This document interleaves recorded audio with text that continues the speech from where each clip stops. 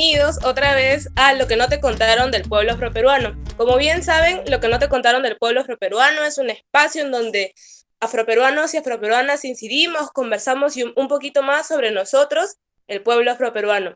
En este segundo volumen, en este segundo episodio, tenemos a la electa congresista Marta Moyano Delgado, y es para nosotros un honor entrevistarla y que nos cuente un poquito más de ella, tanto de su vida política como sus actividades y su activismo social. Bienvenida, Marta. ¿Cómo está, Medalí, Ricardo? Buenas noches. Gracias por esta invitación y una nueva aventura que se está emprendiendo. Y que creo que siempre lo que nos proponemos y ustedes se propone tiene mucho que ver con el aporte, ¿no? Bueno, acá estoy. ¿Qué quieren saber de mí? Claro que sí, gracias Marta por aceptar la entrevista y más que una entrevista es conversar, conocerte, sabemos de tu trayectoria, pero quizá conversar más vinculado al tema afroperuano. Y primero habría, porque nuestras raíces siempre vienen de algo familiar, sabemos que tú eres nacida en el Callao. Entonces quisiéramos que nos cuentes Sí, un poquito de tu origen familiar y de cómo se vincula eso con lo afro. bueno, yo nací en el Callao por accidente. En Ay, ay, realidad, ay, porque muy bien. mi mamá se puso muy mal. Nosotros vivíamos en Barranco, en un callejón en Barranco. Me voy a poner mis anteojos ya, porque no veo. Sí.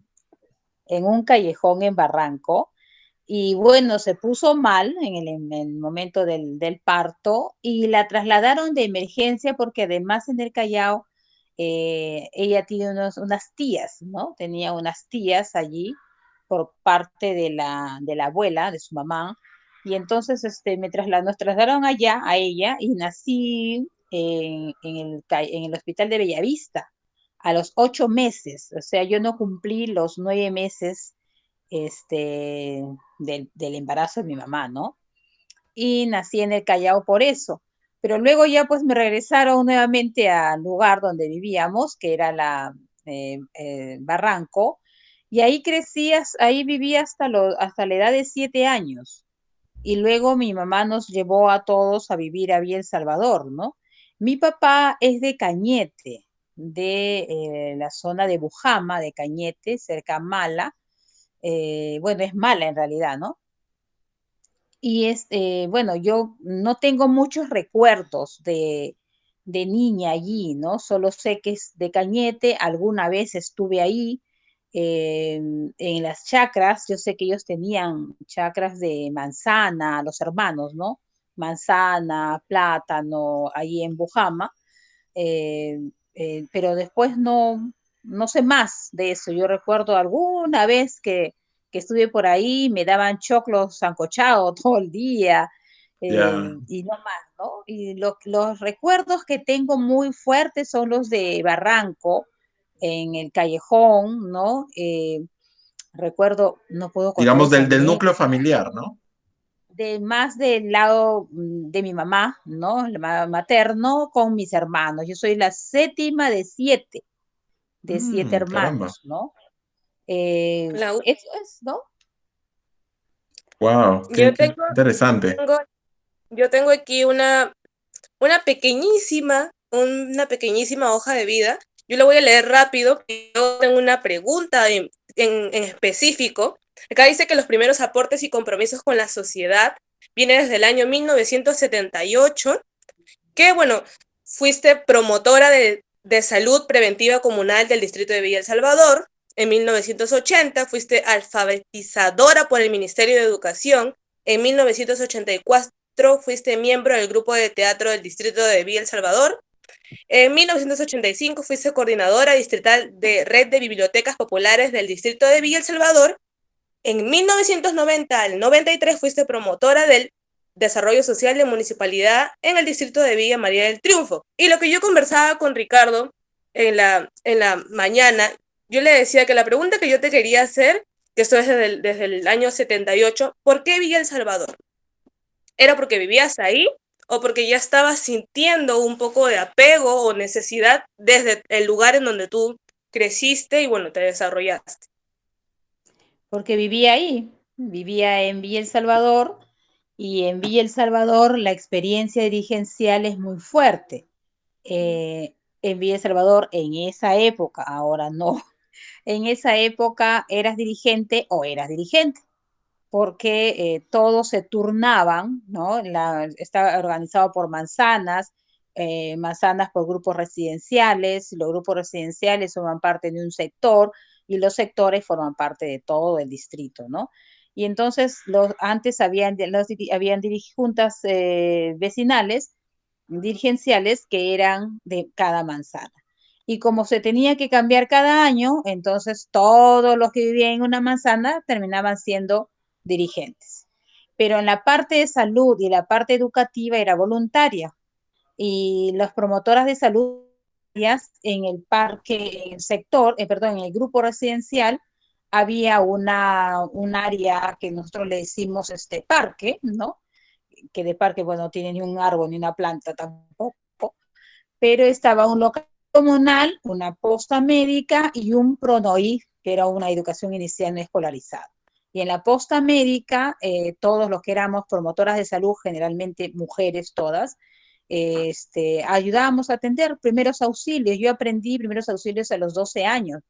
Había una señora que era la señora que se encargaba de los partos, ¿no? No sé cómo le dicen, la partera, ¿no? Era la partera, la señora Felicitas, y la señora Felicitas caminaba con su papelito que unos médicos le habían autorizado. Ella decía que era autorizada por el Ministerio de Salud, y entonces ella atendía partos y yo la acompañaba. Les cuento que no sé por qué, yo tenía 12 años, creo, o algo así. Y entonces yo la acompañaba y creo que mi mamá me mandaba. Yo recuerdo mucho cuando mi mamá nos dijo que afuera necesitan voluntarios, así que salgan. Entonces fue como un voluntariado medio raro, pero nos agradaba, ¿no? Me agradaba y yo acompañaba, ayudaba a curar, aprendía a poner inyectables, ¿no? Y después de eso, ya cuando uno va creciendo, va tomando, asumiendo otras cosas más. Fui al Centro de Comunicación Popular por invitación de una amiga y ahí había un grupo que se dedicaban a hacer teatro.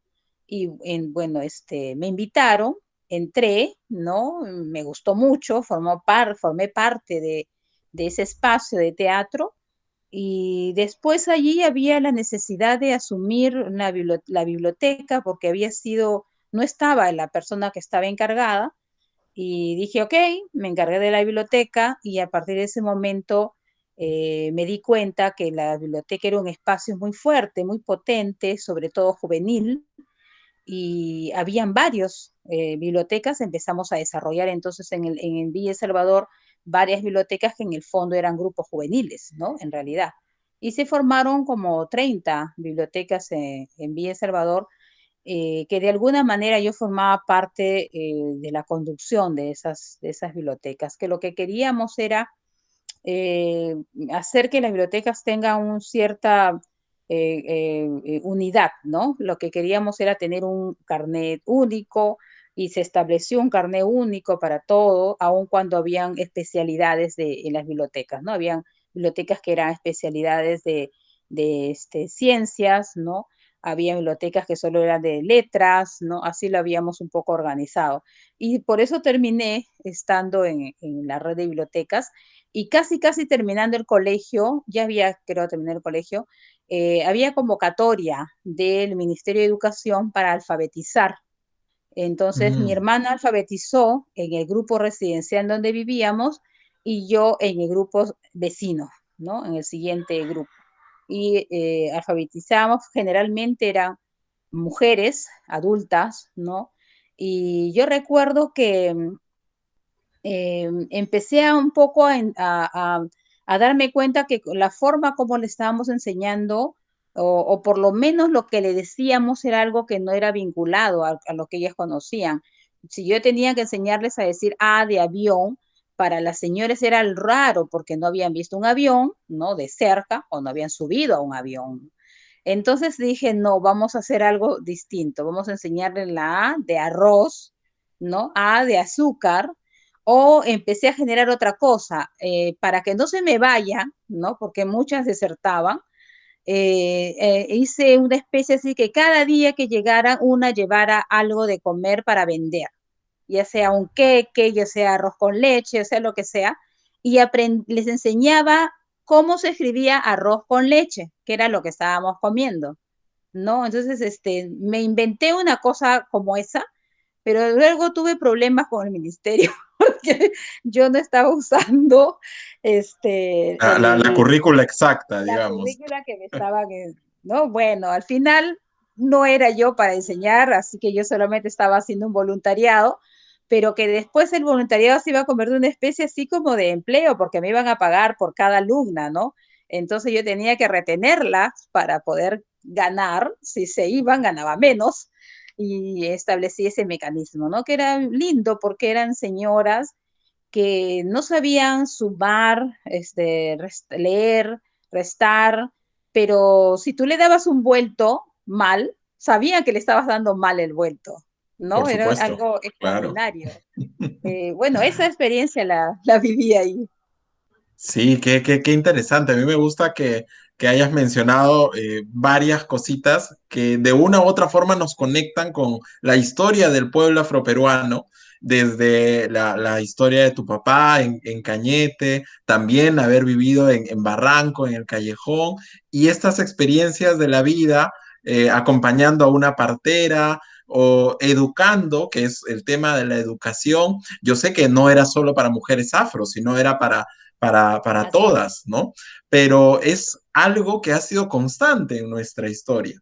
Y qué mejor escucharlo de un actor de primera mano.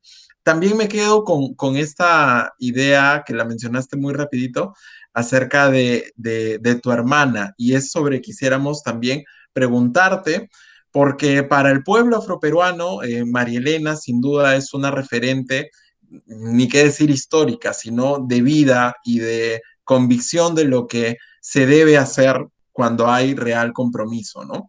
Más allá de todo. Entonces, ¿cuánto de ese compromiso también ha sido asumido por ti? O sea, sabemos que eres parte también de la continuidad de lo que juntas aprendieron, ¿no? Aprendieron en estas actividades básicas, pero que luego han trascendido sobremanera. Sí, como les vuelvo a repetir, creo que esta influencia fuerte fue la de mi mamá, ¿no? La frase esa, afuera hay cosas que hacer, se les necesita, vayan, o ofrézcanse de voluntarios, están necesitando, fue como una orden, ¿no? En María Elena el asunto fue mucho más fuerte porque ella también asumió dos voluntariados, la alfabetización y se encargó de ser promotora de educación inicial del PRONOI. En ese tiempo ella formó incluso la junta de promotoras de educación inicial, ¿no? Que se encargaban de los niños de 3 años, de 4, de 5 años, y ella se encargó de eso, ¿no? Más se inclinó a eso y le gustó, porque además yo recuerdo mucho que ella trataba de conseguir los materiales para los niños, los asientos, su enamorado trabajaba, era ebanista, que ahora su viudo, y a él le sacaba las sillas, le sacaba las mesitas para los niños, ¿no? Eso es lo que Todo hacía, suma, ¿no? todo suma. Y, Sí. y así fue construyendo ella digamos, su paso por la comunidad. Ya más adulta, ya con hijos, decidió estar en un comedor y decidió entrar a la Federación de Mujeres, ¿no? Porque ya la necesidad era más fuerte y la necesidad de construcción, de desarrollo del distrito era mucho más fuerte, ¿no? Ella entra a eso. También hizo teatro, ¿no? Ella formó un grupo que se llamaba Renovación. Bueno, yo era más chiquita, ¿no? Y simplemente la seguía, pero formó un grupo de renovación y que actuábamos por ejemplo, en Semana Santa hacíamos la vida y pasión y muerte de Jesucristo, o hacíamos obras de teatro, de teatro contra la droga, ¿no? Esas cosas se hacían. Y después de eso ya cada una toma, digamos, su propio perfil, ¿no? Yo obviamente era más joven, así que me dediqué al tema juvenil y ella entró a las ligas mayores, pues, ¿no? La Federación Popular de Mujeres, eso eran ligas mayores para nosotros, y entra a trabajar allí, ¿no? A la formación de la federación y construyó los centros de acopio. Los centros de acopio eran una especie de mini mercados para los comedores, ¿no? Un centro de salud que le llamaron multisalud, que era más, en realidad para la madre y el niño, y empezó a generar todo eso, gestionó todo eso, hasta la casa de la mujer, todo eso gestionaron, ¿no? Y logró pues tener una fuerte presencia en el distrito. Y lo interesante de esto que yo he notado y lo sigo notando en las dirigentes sociales de base, es que ellas empezaron a construir su propio empoderamiento, pero no en competencia con los hombres. Entendieron que eso no era allí, no era así, sino que era, incluso incorporaban a sus esposos al espacio donde ellas estaban, ¿no? Bueno, algunos se molestaban, pues, pero si se molestaba les caía también golpes de parte de todas, pero eso hacían, ¿no? Era muy interesante y muchas de ellas encontraron en esos espacios, digamos, un espacio primero de tranquilidad, espacio de autorreconocimiento como mujeres, alguien las reconocía, ¿no? Al interior y empezaron pues a sentir la necesidad de organizarse. Más allá de un comedor o vaso de leche o lo que fuera, eso era el pretexto. En realidad, el espacio era un espacio de construcción de poder, ¿no? De poder de las mujeres en función al gobierno. Ellas decían que iban a trabajar por gobierno y por poder, ¿no? En Villa El Salvador. Entonces, cuando cualquiera hablaba de la Federación de Mujeres, entonces los dirigentes se, se ponían un poquito nerviosos y recuerdo Preocupados. mucho que los dirigentes vecinales querían controlar, por ejemplo, o fiscalizar lo del programa Vaso de Leche, ¿no? Y yo recuerdo que un dirigente decía que se estaban robando la leche y no sé qué. Entonces yo recuerdo que Marilena les dijo a un dirigente, yo le voy a permitir que usted nos fiscalice. Vaya, nos fiscalice, pero primero respóndame algo. Si me responde esta pregunta, usted nos fiscaliza. Y la pregunta fue, ¿cuántas bolsas de leche en sí entran en esa olla de 50? Número En la 50. calle, en la calle. Él no dijo, no pudo responder. Entonces ella le dijo, entonces, ¿cómo usted me va a fiscalizar si no sabe cuántas bolsas de leche en sí entra en esa olla? Bueno, esas son enseñanzas que hemos aprendido en el camino, que las mujeres han aprendido, que está bien que haya fiscalización, pero yo no puedo fiscalizar algo que no conozco, ¿no? Que no sé. Y así, esas son enseñanzas en la práctica, que las mujeres hasta ahora lo recuerdan. Y lo importante que ella siempre decía es que no vamos a entrar a un concurso con el esposo de a ver quién fuma más, o quién cruza las piernas, o que el pantalón, quién usa pantalón. No, eso no era, ¿no? Era la participación de nosotros, de la familia, de los esposos, porque el interés es de los dos en el desarrollo del distrito. Si tú eres dirigente vecinal y participas en una asamblea, yo también puedo participar en una asamblea como titularidad. Te cuento, Ricardo, que en los asentamientos humanos en esa época, cuando las mujeres hacían todo hasta construir los colegios, no podían participar de la asamblea vecinal porque no eran las titulares de las viviendas. Y Caramba. entonces, mi mamá, cuando iba a asamblea, la primera vez que fue a una asamblea, le dijeron, ¿dónde está el permiso del titular? Bueno, mi mamá no tenía titular. Entonces ella dijo, ¿permiso de qué? Del esposo, del dueño de la casa, ¿no? Y ella le dijo, bueno, me tendré que firmar yo misma mi permiso. Agarró un papel burlándose y se firmó, ¿no? Bueno, no escribió nada, solo se firmó y lo puso en la mesa. Y bueno, los dirigentes le dejaron participar en de las asambleas, porque ¿dónde iba a estar el titular si no había?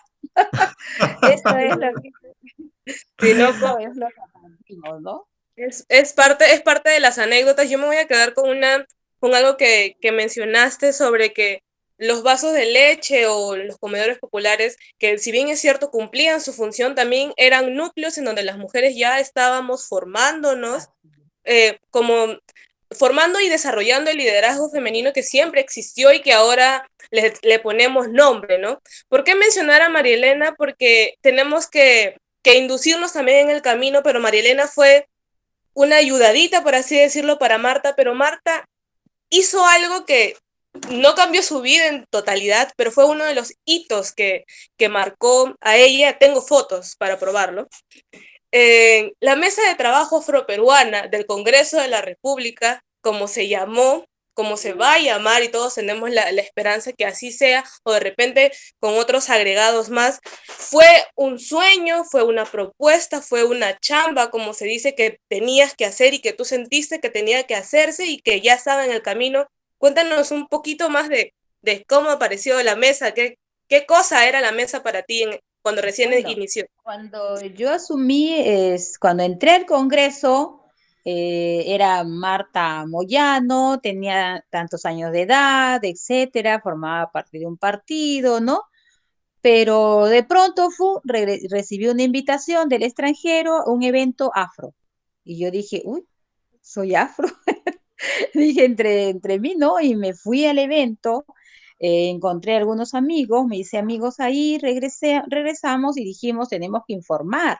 ¿Cómo informo esto? No, no entiendo. Bueno, llamamos a el amigo, que en este caso era Jorge Ramírez y Risco, creo. Entonces ellos hicieron una relación de todos los que conocían que estaba en el movimiento afro, que para mí era nuevo, y vinieron al Congreso, los invité y empezamos a hacer un informe y empezamos a generar, digamos, la necesidad de crear un espacio, porque los espacios se generan, ¿no? Y creamos la necesidad. Ok, entonces, ¿cómo se va a llamar esto? Se tiene que llamar, algo tenemos que ponerle. Mesa de Trabajo Afroperuano surgió como una propuesta, ¿no? Entonces, la mesa que tiene que hacer, vamos a hacer eventos, a convocar a los dirigentes, al movimiento, y empezamos así, ¿no?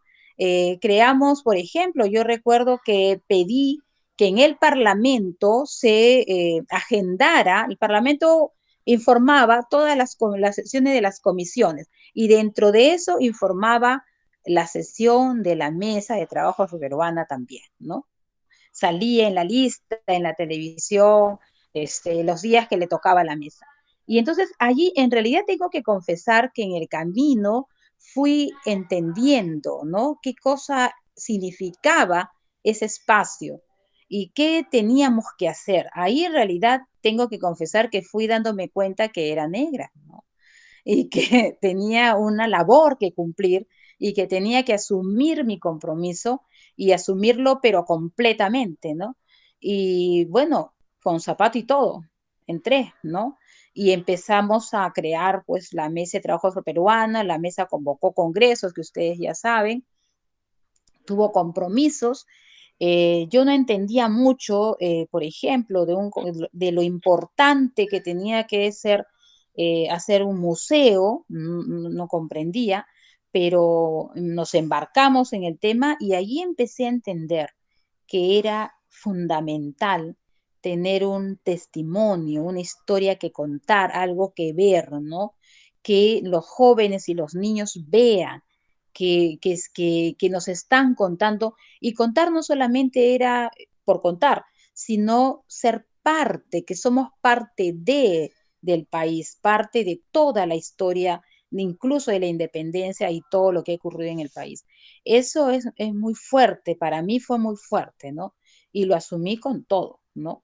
El perdón histórico, alguien diría, pero ¿qué influencia, qué cosa tiene que alguien pida perdón? No, eso influyó mucho en todos los procesos, en un proceso, sobre todo en jóvenes, en mí influyó, ¿no? Yo sentía en realidad en la piel que estábamos haciendo algo, ¿no? Y bueno, ahí nos fuimos embarcando y también se hicieron convenios con dos universidades. Bueno, ya existía el convenio con la Cantuta y la Universidad Tecnológica del Lima Sur, y que no hemos de repente avanzado más, pero logramos tener un espacio en el Congreso, como Mesa de Trabajo Peruana del Congreso, ¿no? En realidad tengo que confesar que aprendí en el Congreso a entender que pertenezco a una etnia y que tengo que hacer algo, ¿no? Aun cuando uno ha sentido discriminación desde que naces, ¿no? Y sobre todo las mujeres afro sentimos más discriminación seguramente que los varones, porque recuerden de que desde el cabello, desde la ropa, desde todo, ¿no? Hemos sentido discriminación, pero hemos aprendido pues a ser nosotras mismas, ¿no? Claro que sí, y aquí estamos, pues, ¿no? Y me parece bien, bien bonito esto que tú dices que has aprendido precisamente lo afro en el Parlamento, pero yo creo que sin toda esa experiencia previa que nos has contado, de involucrarte en lo social, no se hubiera llegado a construir esto que vino luego de la mesa, ¿no? Porque existía así un movimiento afroperuano que venía de décadas atrás, ¿no? Pero llegados los 2000 necesitaba consolidarse de una manera. Y el Día de la Cultura Afroperuana, la ley del Día de la Cultura Afroperuana es quizá el logro más evidente, ¿no? En el marco de la mesa, junto con el museo y con el perdón histórico. Sí, la ley, que es algo muy sencillo, muy simple, ¿no? Declares el día tal como el Día de la Cultura. eh, a veces uno siente en el Parlamento, te cuento, que cuando presenta proyectos así, siente como que te van a decir ¿qué proyecto de ley presenta? Por Dios, ¿no? Qué se le Pero está era ocurriendo? importante para nosotros. Sí, pero era importante para nosotros y se abrió un debate. Yo pensé, van a abrir debate, vamos a estar todos en contra, todos a favor, pero se abrió un debate de todo un día por un artículo. Y ese debate fue muy lindo porque allí se podía ver, bueno, las posiciones, ¿no? De cada parlamentario, pero finalmente se aprobó por mayoría porque hubo una abstención, pero se aprobó por mayoría y fue interesante porque con ese instrumento que era la ley, pudimos caminar de municipio en municipio para decirle a los municipios que aquí está la ley, que hay un día de la cultura afroperuana, que la celebren como quieran, pero que la celebren, ¿no? Y bueno, después de ahí ya entramos un poco a decir, oye, celébrala, pero así y así, y ya empezamos a orientar. Pero el asunto era generar nuevamente la necesidad, ¿no? De establecer este Día de la Cultura porque era una forma también de mostrarnos, ¿no? De decir que existíamos y decir y de informar.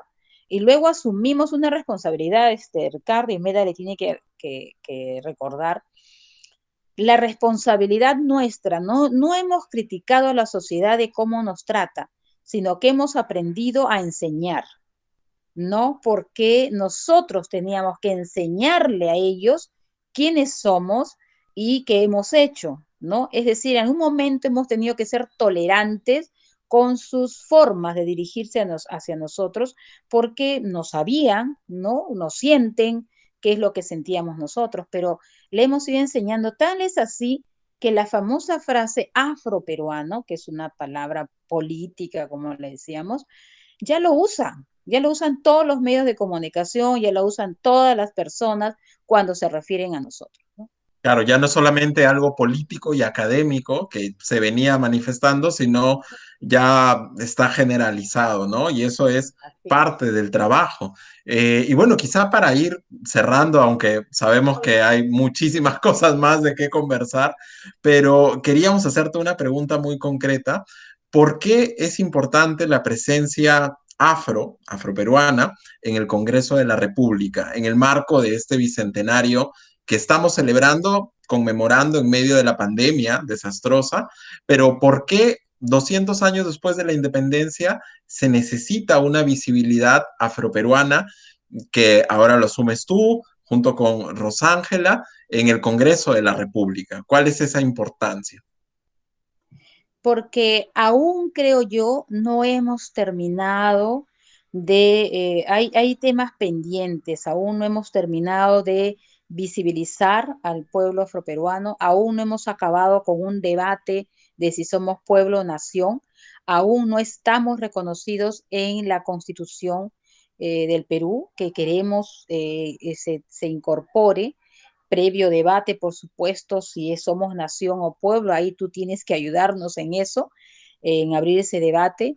Es decir, aún hay tareas pendientes, ¿no? Aún la brecha de la pobreza no se ha cortado con los afrodescendientes, aún hay niños afros que, peor aún con la pandemia, y con el poco acceso al Internet que tienen, ¿no? Los pobres en general, pero más los afros, no han podido culminar un año o prácticamente 2 años escolar, ¿no? Necesitamos entrar a eso. En el propio centro de Lima tenemos familias afros que no tienen acceso al agua, que no solamente no tienen acceso al agua, sino no son propietarios. Tenemos que convertir al pueblo y a las familias afros en propietarios de sus propias viviendas, de sus propias casas. Es decir, creo que aún falta mucho camino por recorrer y en pleno, no sé qué vamos a celebrar en realidad en el Bicentenario, celebraremos que existimos pues como país, ¿no? Pero todavía hay muchas brechas que achicar, ¿no? Sí, claro que sí. Y en el tema afro es doblemente grande la tarea, ¿no? Así es. Sí, parte de nuestra, ya cerrando, parte de Así nuestra es. dinámica de nuestro canal, de nuestro programa, es hacernos preguntas, pero como tú eres la única entrevistada aquí hoy día, tú tienes que hacernos una pregunta a nosotros dos, relacionado a lo que tú desees, pero en especial obviamente al pueblo afroperuano. La pregunta que desees, o tal vez el compromiso que tú nos quieres brindar y dar a conocer a nosotros, a los jóvenes adultos y a los jóvenes. Bueno, yo creo que un compromiso, ¿no? Yo creo que necesitamos que los jóvenes sean parte del proceso, pero no sean parte del proceso en discurso, sino que sean parte activa del proceso, como lo eres tú desde que naciste de la barriga de tu mamá, Medali, y que ese mensaje se siga, se dé, no que nos asumamos afro. Puedo yo ser afro, pero si no me asumo, ya estamos perdidos, ¿no? Y no vamos a seguir construyendo. Y el compromiso de Ricardo, ¿no? Con su aporte, con la investigación que tenemos que hacer, porque además estamos perdiendo una parte de la historia, que es esta de cuando contamos las cosas, ¿no? No sé cómo se llama esto, que empezamos a hacer, a contar a los hijos, al hermano, al otro, nuestra Claro, propia la vivencia historia oral. Sí, por y que las supuesto. grabemos, porque no las hemos grabado, no las estamos grabando, ¿no? Eso es importante porque eso lo vamos transmitiendo. Pero hay una cosa que yo he identificado mucho, es que mucha dirigencia de base la asumen los afros. Muchos dirigentes que conozco, vecinales o en cualquier otro espacio, son afros. Dirigentes mujeres de comedor y vaso de leche son afros. He encontrado eso, ¿no? Y no nos hemos dado cuenta, pero ahí están. Así que a seguir asumiendo el compromiso y la tarea aún no culmina, ¿no? Uf, Sí, no, la pelota está en medio de la cancha, no está sí. en un solo lado, está en medio. Definitivamente, como Sí, dirían por ahí, todo tiempo pasado fue mejor, pero el futuro es incierto y tenemos mucha fe, esperanza y tenemos que trabajar. Es importante lo que ha mencionado Marta. Los protagonismos tienen que ser rotativos y tienen que ser activados. También tenemos que asumir el rol del así es. trabajo porque si no, no avanzamos. Nos fuimos, como diría Victoria Santa Cruz. acabamos. Muchísimas gracias, Marta, por estar con nosotros. Espero no sea la primera vez. No nos dice la patadita de la buena suerte como madrina, pero ya es en el segundo bloque. Les voy a dar el palmazo de la buena suerte. Eso, por supuesto. Eso. Claro que sí, gracias Marta. Y bueno, como dice Medellín, que no sea la última vez, ya nos estaremos encontrando para continuar conversando de lo que no te contaron del pueblo afroperuano. Muchas gracias. Buenas noches.